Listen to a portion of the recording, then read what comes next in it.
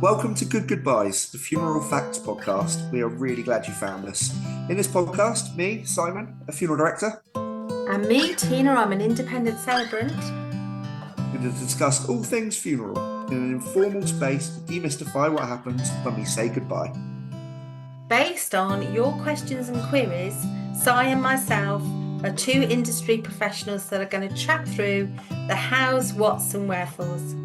We actively work in the funeral industry in Devon in the UK. So, we hope you enjoy the episode ahead. Welcome to Good Goodbyes.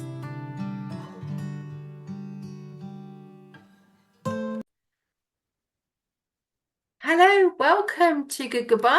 I'm Tina. And I'm Si. Welcome.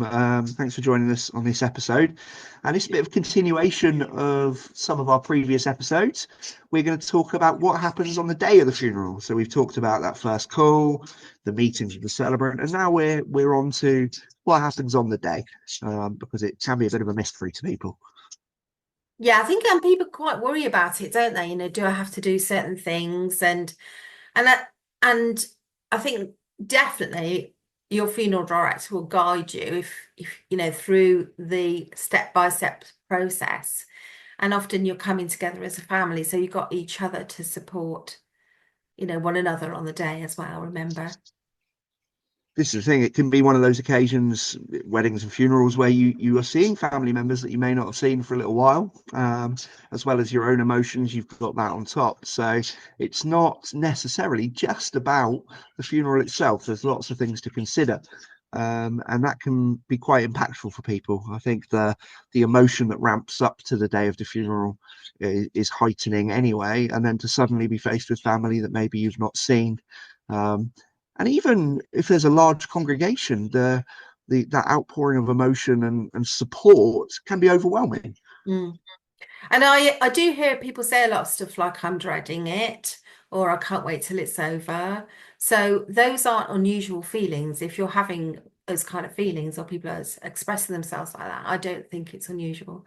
And people do feel like often they just have to take a deep breath and kind of dig deep for this particular day to get through it. Is how they feel beforehand. But often afterwards they will feel differently. Yeah, absolutely. There's nothing to dread, but I cannot completely understand why that feeling of that last time, of that saying goodbye, it's a heavy thing to do. It Yeah. really is.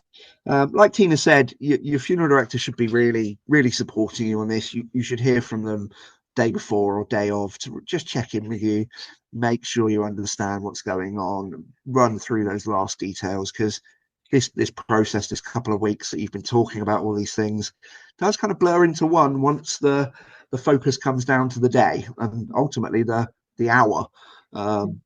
So hopefully, yeah, your funeral director's checking in with you, kind of reaffirming what's going to happen, reassuring you, and much like all of the rest of it, any number of things can happen. You're going to be talking about if the cars are coming to the house and if the limousines are following, or if you're going to make your own way there, and you're going to be looking at what time do I need to go, and am I going to make it on time, what if there's traffic, and things like that. So lots and lots of emotions, as well as the practical side of things to be kind of contending with at the Yeah. time. And of course, these ceremonies and services, celebrations of life, can happen in a variety of different venues, churches, crematoriums, in a burial ground, or graveyard. You could be in a village hall, you might be in a completely different kind of venue. So, how long should people leave it to get to the venue if they're a guest at a funeral or a mourner? What would you say, Si? So I always tell people, if we're midday, I'd say, look, aim to be there at 1:30, and if you're 10 minutes late, it doesn't matter. Mm. That is far better than aiming to be there at 10 to, and then having to rush yourself to get in the door at 12. Because, like I said, the emotions are heightened, the feelings are kind of up there. To add that stress to yourself, it's just not worth it. Give Yeah. yourself the time, and that's one less thing you have to worry about then. It's like Tina said, with lots of different venues, there are different things to think about. So obviously, if you are going to to a church or a hall or somewhere else, and then maybe you're going on to somewhere else. So there is a logistical element as to how that's going to go. Where are you going to park so that you've got access to your car to go on to do the next thing? There's lots and lots of things to think about. And again, hopefully your funeral director will support you with that and explain to you the best ways to do it. And generally, we've got better experiences of these places because we go to them more often than you do. And it's one of those that ask the question. If you don't know, don't guess and get it wrong. You have people around you that are absolutely there to support you and to make the day as stress-free as is humanly possible, ultimately. Yeah. Useful things to know. Sometimes churches, especially if they're in the centre of an old town or village, won't have great parking surrounding them. So that's definitely worth thinking about. Village halls, hotels, other venues like that, crematorium usually have really good parking. But if there's going to be a lot of you, you might want to consider car sharing because it can get quite full up in the car parks. But generally speaking, you can get parked. And there are toilets there, which is often something that I get asked as a celebrant as I'm waiting in the car park myself for the ceremony to start. Often when mourners arrive, they'll say, "Is there a toilet?" In most of these places, there is somewhere to go to the loo if you've had a longish journey. So that's definitely worth knowing. Yeah. Sometimes with going churches, you sometimes find there's a toilet accessible to you, but not always in a church. Is that right, Si? Do you find that? Yeah, so a lot of churches a number of years ago went through a process of making sure they did have facilities, like you said, especially the village ones that kind of other facilities might be sparse to say the least. But yeah, it's definitely something to be aware of if you're coming a long distance. Maybe plan that stop in as well. But all of this kind of is getting there. It's getting to that that starting point, and that's actually something that in itself is a whole nother conversation. Do you want to go into the chapel first? Do you want to follow in? There are so many options with that as well, and I'd say it's pretty 50-50 as to whether people will go into the venue first and for us to then bring the coffin in church. Most of the time people go and sit. In the crematorium, I'd say most of the time people follow. So it is a really mixed bag. We can reserve seats, of course. We can make sure that the kind of chapel is playing some background music or something, because there's nothing worse than silence. There's lots of ways to make that more comfortable. But it is a split decision again as to whether or not you do go in or you do follow. And obviously, when you take services, Tina, and you've seen kind of both sides of it, would you say there's one that works better? I think it's really kind of dependent on the scenario. I completely agree with that. I think it depends what the family want. Often it's interesting because they don't always know that they can have their person waiting for them and they can join them. So the person can be in the chapel already if it's not a church ceremony. And they'll say things like, "I just don't know if I can manage the idea of the following dad in, or, being part of a procession that is kind of following the coffin in." And I'll say, well, if you don't feel that would work for you, you can have him there waiting for you already. So I often will mention that. And I would say it probably has become about 50-50 around that sort of idea. There isn't necessarily an awful lot of time for you to spend time alone with the person when they're in the chapel on the day of the service. So I always say to folks, if you want lots of time for a very private goodbye and you've got a lot of mourners, then you might want to arrange something separately before this day of the ceremony with your funeral director.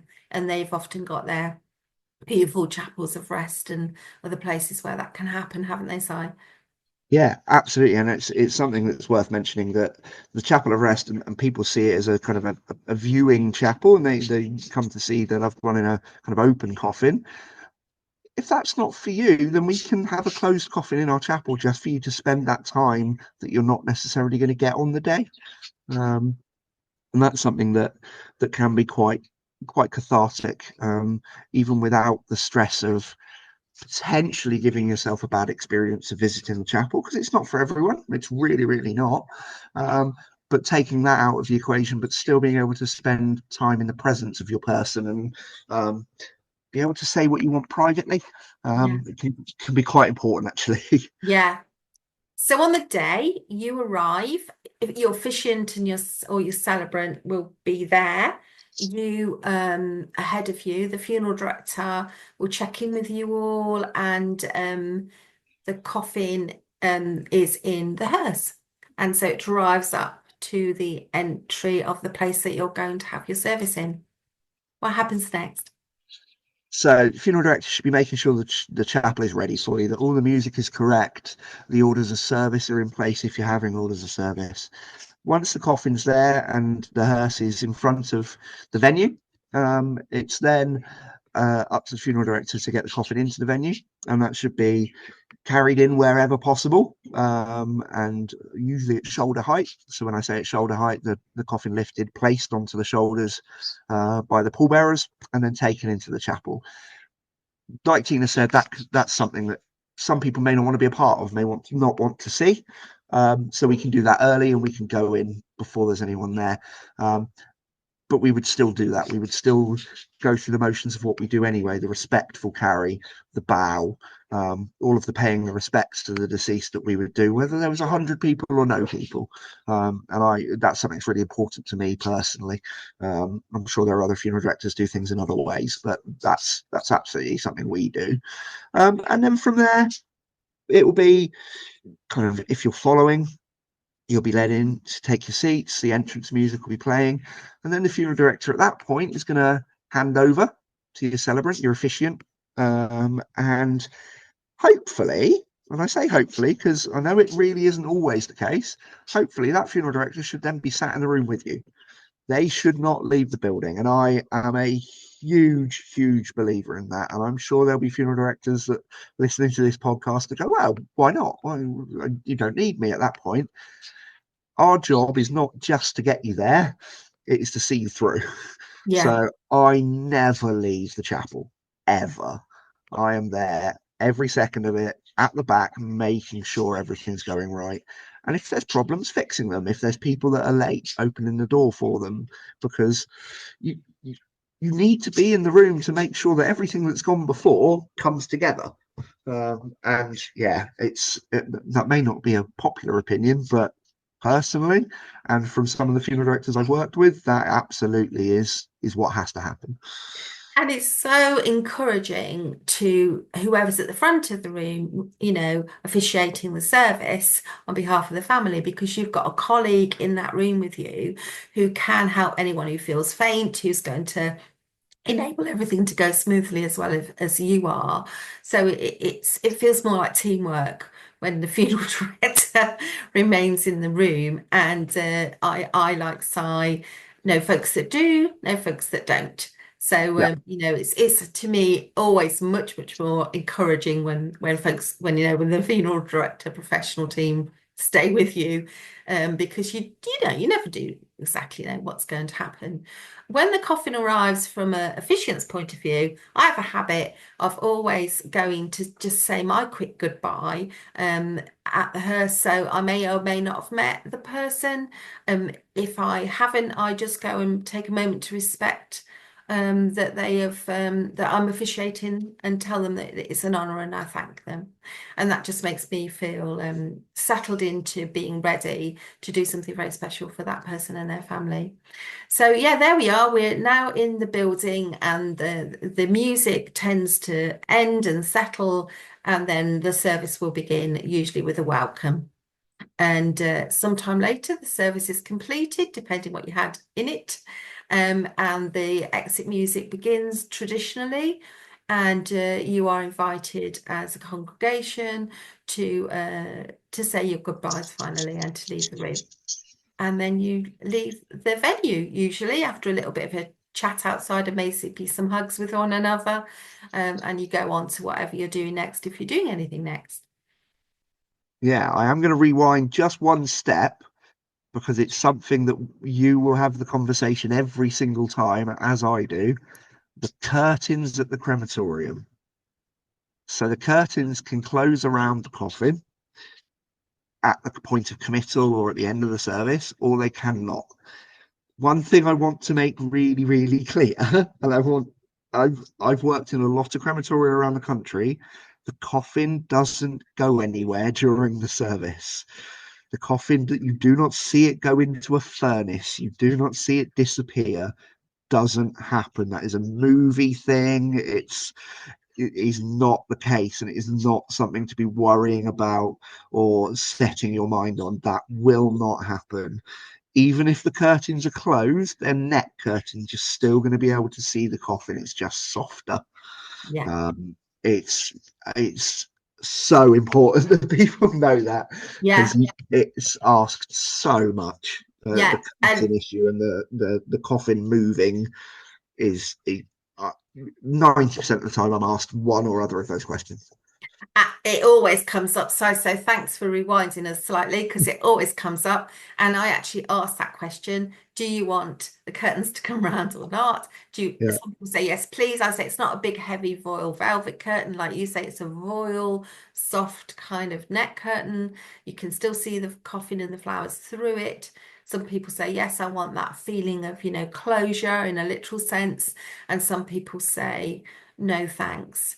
So yeah, it goes probably virtually 50-50. I will tell you an amusing story at this point, that a celebrant I used to know worked at a completely different crematorium to where they'd been before, based on a family friend asking. So they were out of area, so to speak, and they kept pressing a button to start the music during the service, and the deceased was slightly behind them, so they weren't looking at them the whole service. And at the end of the service, the curtains came round at the family's request. And when they went outside and chatted to the family said, did you know that each time you pressed the button for the music, the curtains started to come round during the service? So they'd been pressing the wrong button. And the verger at the back of the room kept noticing this and reversing the curtains. So they were coming halfway around and halfway back during the service. The family were gorgeous about it and said he would have thought that was hilarious. The poor celebrant was mortified. Well, no doubt. Said to Oh the my word. family, OMG, I'm so sorry. And they were like, honestly, we realized that after the second time that that's clearly what was happening. And please don't worry, the rest of the service was lovely, and it just gave us a smile because he would have thought it was hilarious. So a couple of Amazing. tips there. One, check out your buttons if you're ever in a place you've never been before. Secondly, your point, Si, if there'd have been a funeral director colleague in the room, they might have been able to help flag this as an issue during the Yeah. service. And isn't it amazing, the family, that nothing's perfect and everyone's doing their best. And I thought it was incredible that that family was so giving to that celebrant, because they could have been very cross. So, you never know what's going to happen. But yes, you're quite right. There is a choice around the curtains. Absolutely. So back to where we were, outside the chapel. Usually there's a sort of a garden or a flower area, because the flowers can come off the coffin or they can stay on there. Then it's up to you what happens with them. You're either going to take them with you, or they're going to remain at the crematorium gardens for a couple of days before they dispose of them. Funeral director again should be supporting you with that, as to whether or not they're going back with you, or whether you want them taken somewhere else. I've placed them on other family graves, or taken them back to care homes that the person had stayed in, perhaps. Lots of options there as well.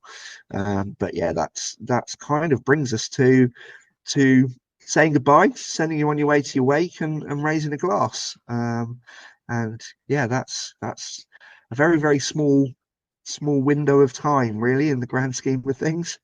But lots happens. No, we hope that was helpful. Take care of one another. Speak soon.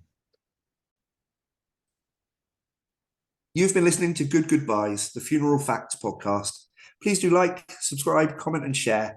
Drop any questions on our social media, on Instagram, or in the text option in the show notes. Si and I are qualified professionals, but we always advise our clients to seek any additional support from medical practitioners if they need to. And we hope you enjoyed this episode. Stay well and be kind to one another.